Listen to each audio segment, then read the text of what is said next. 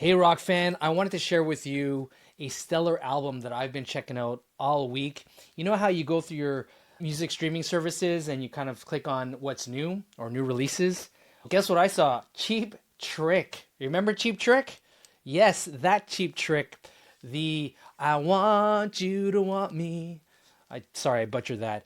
But yes, that Cheap Trick, believe it or not, their 21st album. They just came out with that this week, and I was pleasantly surprised after clicking on listen to the whole album a couple of times, and man, it blew my mind. I gotta say, it blew my mind. Who knew a band that could have lasted? I mean, they've been around since the 70s, so imagine the 70s till now, and they can still deliver a rockin' album. This is really impressive.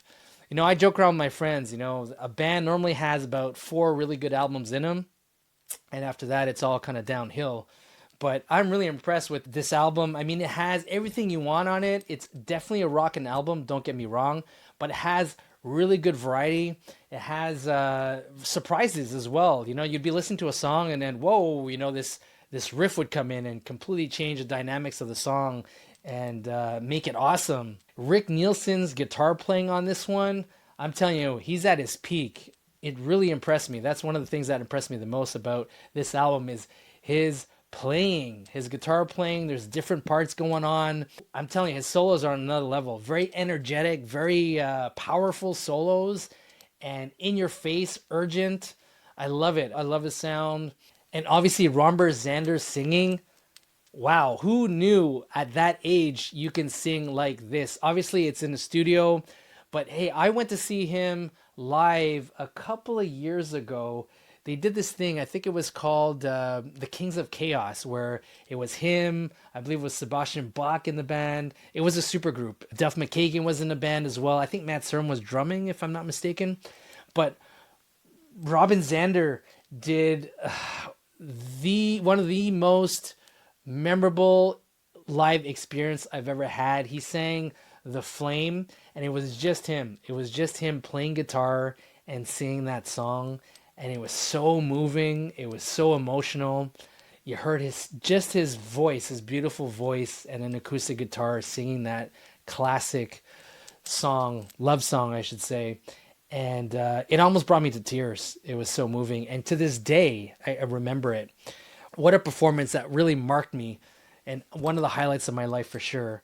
His singing is right on point. So I highly recommend this album. I think it's the best album I've heard this year, and I'm not even kidding. Go check it out. And don't take it from me. I saw a review of Cheap Trick's latest album called All Washed Up. Amazing title. All Washed Up by BMG. I saw a review, and they rate it 8 out of 10. 8 out of 10, so don't take it from me.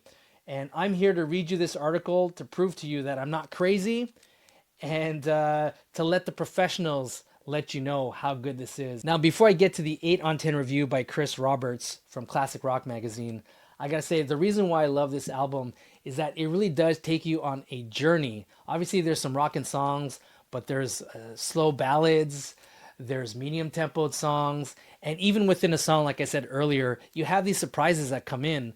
Like for example, you'd be listening to this song and all of a sudden it switched these like minor chords like out of nowhere, and like, whoa, okay, this is interesting to the ear. There's some I think horn solos on there, unexpected twists and turns within the song, and unexpected twists and turns within the entire overall album. Really well put together. One of the things I love about this album is the sound. I don't know who they work with, I gotta check it out, but the sound is tremendous. It sounds stellar sound. So whoever mixed and mastered this album, kudos to them. All right, let's get into the review here. Cheap Trick, All Washed Up. Illinois past masters relight the flame on swaggering 21st. From the first riff, which hasn't come to make small talk, Cheap Trick are plainly here to do what they do best. Punkily, but never losing control.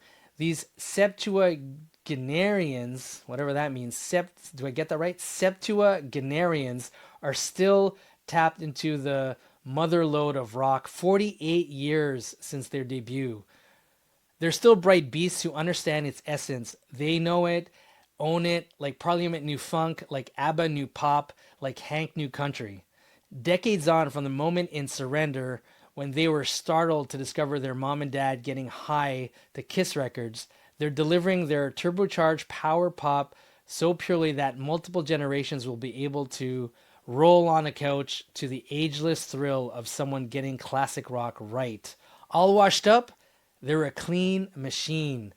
Also, one thing, if you take a look at the album, what's fun, first of all, the name is unbelievable, great name.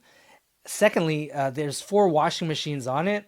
And if you take a look, each washing machine represents one of the band members. So I thought that was pretty clever. If they're less about straight lines than AC/DC, happy to allow the noise to spill outside its structures at times, they and longtime producer Julian Raymond are shrewd enough to know Route 1 still gets you there faster.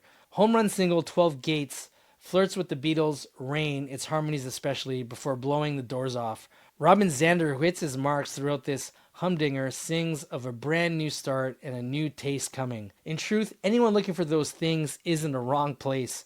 Nobody here wants to reinvent any wheels. They just want to assert that their electricity is evergreen, their chests are puffed out, and their libido, one of the many things Oasis lacks, is extant.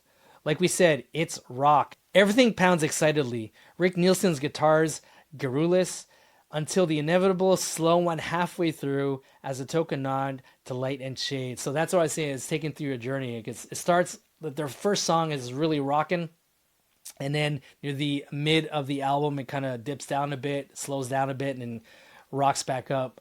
A great journey. That's left in the dust as the pace again picks up. Glimmers of Aerosmith, for sure, yes, I've heard that as well. The Cars, the Knack, and even the Sweet can be discerned, but the best comparison point is probably Big Star on Beer. Bands are often tiresomely described as being like another On Acid, quote unquote. That wouldn't work here. No one's wigging out or wandering off or thinking deep thoughts during titles like The Riff That Won't Quit or Bad Blood.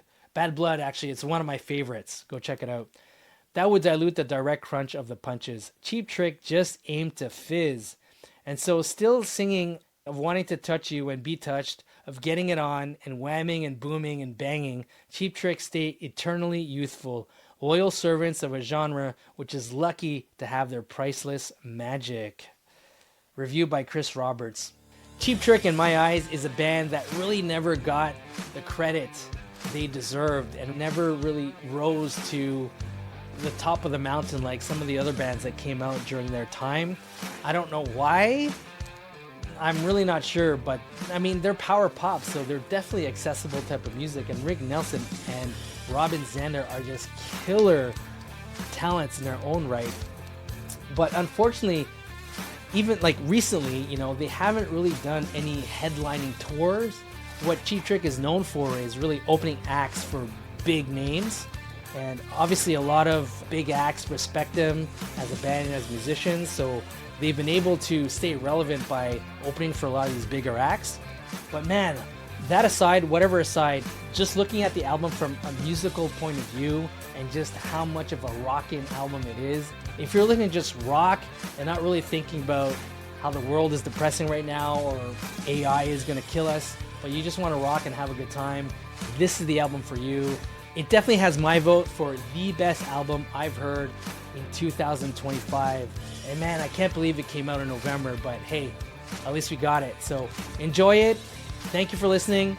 Rock on. Oh, by the way, if you're into this sweater and you want to see other rock fashion, go check out itsoneletter.com and hopefully you find a thing or two that you enjoy there. Also, I want to thank the uptick in subscribers recently.